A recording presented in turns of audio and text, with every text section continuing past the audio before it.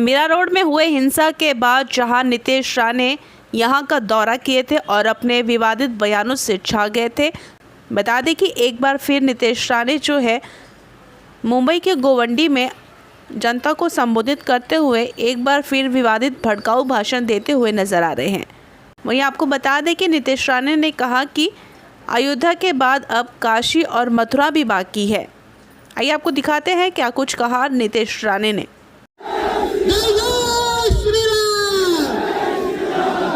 आता कशी दाढी कुरवत बसली असती। उपस्थित असलेल्या माझ्या सर्व हिंदू बांधवांनो, भगिनीनो आणि माझे सर्व तरुण मित्रांनो, मी मराठीमध्ये पण बोलणार, हिंदीमध्ये पण बोलणार आणि त्या जिहाद्यांना ज्या भाषा कळते त्या भाषेमध्ये पण बोलणार। कुठलाही आमदार, खासदार, कुठल्याही राजकीय पक्षाचे कार्यकर्ते म्हणून आपण इथे जमलो नाहीये, पण एक हिंदू म्हणून आपल्या इकडच्या हिंदू समाजाला ताकद दाखवण्यासाठी आणि देण्यासाठी आपण आज इथे रोहिंग्या आणि बांगलादेशी मुसलमान इथे राहतात। प्रत्येकाच्या घरामध्ये नळ आणि इलेक्ट्रिसिटी कनेक्शन देऊन ठेवलेलं आहे। हे कोणी दिलेलं आहे? कशाला दिलेलं आहे?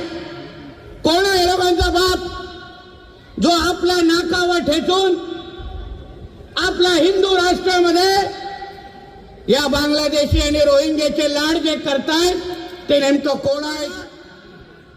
आज आपल्याला हा मोर्चा इथून का वळवायला लागला?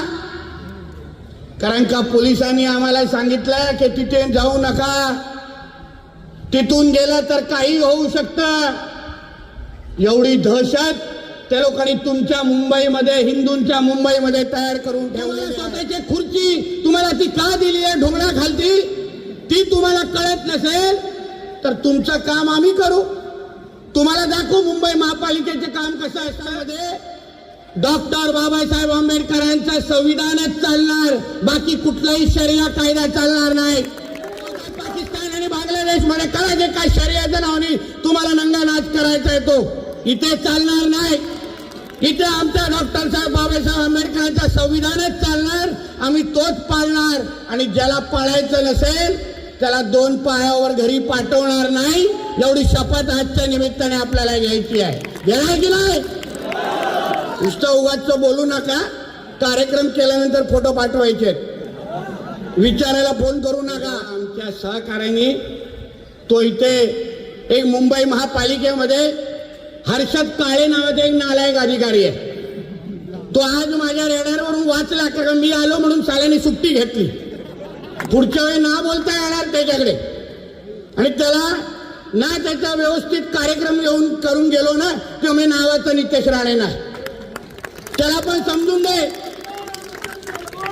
तुला ही जी बीएमसीची नोकरी दिली आहे ती काय बिर्याणी खाण्यासाठी नाही दिली आहे, ह्यांच्या दाढ्या कुरवण्यासाठी नाही दिली आहे।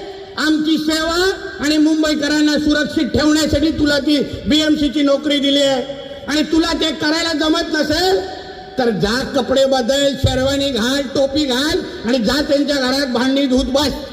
आम्हाला नकोच तू तिकडे मुंबई महापालिकेमध्ये। तिकडे अगर स्वच्छता मोहीम झालेली दिसली नाही तर तुला बुलडोजरवर बसून मी तिकडची बुलडोजर एकच त्या बाजूने फिरवून टाकते।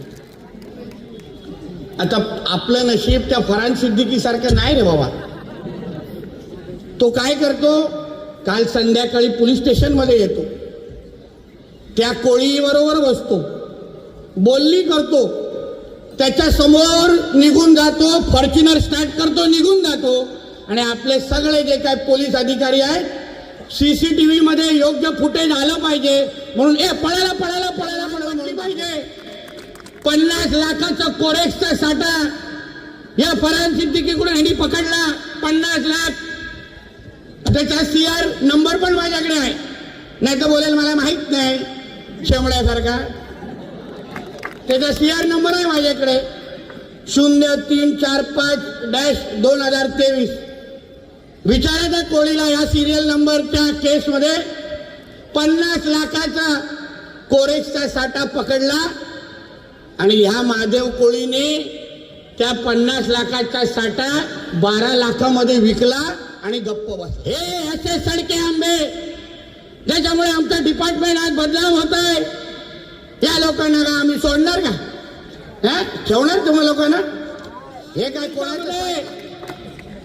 पुढच्या 8-15 दिवसामध्ये अगर ती माझी जागा मोकळी झाली नाही, ते अनधिकृत तो काय ढाचा आहे ज्याला हे लोक मस्जिद म्हणतात, तो अगर पडला नाही तर 15व्या दिवसात त्या जागेवर आम्ही बुलडोजर येऊन घेऊन जाऊ आणि जागा साफ करून टाकू. आपलं एक साधी झोपडी, हिंदूंची एक साधी झोपडी आहे, 24 तास तरी ठेवता करायचे, फेरीवाले उभे करायचे. आणि उद्या आमच्या जेव्हा माता भगिनी इथून चालणार, हे सगळे अनधिकृत फेरीवाले आमच्या माता भगिनींना छेडणार, टिंगल टवळकी करणार आणि आमच्या कुठलेही पोलीस बांधव त्यांना हात लावायची हिंमत करणार. मग आता आम्ही बघत बसायचं काय?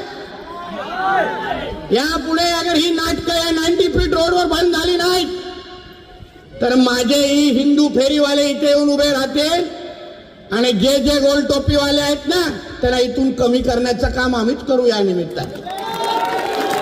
आता बस झालं. अधिकारी मला काही करू शकणार नाही. तिची विधानसभेमध्ये काय अवस्था केली बघितलं ना? फडफडत होता माझ्यासमोर, फडफडत होता. जास्त चाव चाव केलं ना पाठवून टाकीन तिथून येतोस तिथे. नाटकं नको माझ्या. वाटतं ते लोकांनी फक्त एक मस्जिद बांधली, फक्त एक मजार बांधलाय, पण असं नाही बांधवाल. एक एक एक एक एक एक करून ते आमची लोकसंख्या हिंदूची कमी करून टाकणार. मग हे लोकसंख्या कमी झाल्यानंतर त्यांचे लोकप्रतिनिधी इथे निवडून यायला सुरू होणार आणि एकदा लोकप्रतिनिधी निवडून आले तर तुम्ही कोणीही काही त्या लोकांना बोलू शकता. हवेमध्ये तुम्ही जो श्वास घेताय मोकळा, हे काय भगवे झेंडे जे फडकवताय ना, त्यांचा उद्या राज्य आलं, त्यांची उद्या हिरवी वळवळ सुरू केली तर तुम्ही तुमच्या घरामध्ये पूजा करू शकणार नाही. असं तुमच्या घरामध्ये येऊन तुमच्या घराचे ताबा हे लोक घेऊन टाकतील. जिहाद म्हणजे काय? आमच्या हिंदू माता भगिनींना फसवायचं, लग्नाचे खोटे आमिष दाखवायचे आणि मग लग्नाच्या अगोदर आशिष असतो, लग्नाच्या नंतर आम्ही होऊन जातो. तुला अगर लग्न करायचंय तर खरं बोलून कर आमच्या भगिनींची, कोण काय तुला बोलणार नाही, प्रत्येकाला स्वातंत्र्य आहे.